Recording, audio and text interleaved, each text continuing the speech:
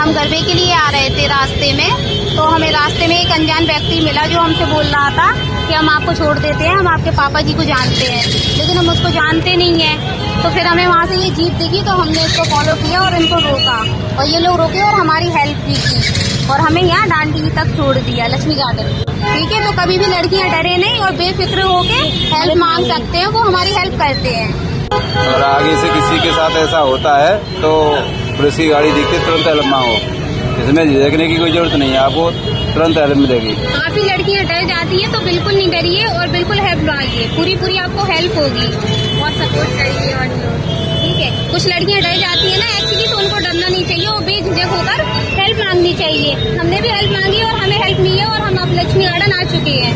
Thank you सबको मेरी तरफ से थैंक यू। मुझे बहुत अच्छा लगा, मैं सही सलामत यहाँ आ चुकी हूँ क्योंकि मेरे साथ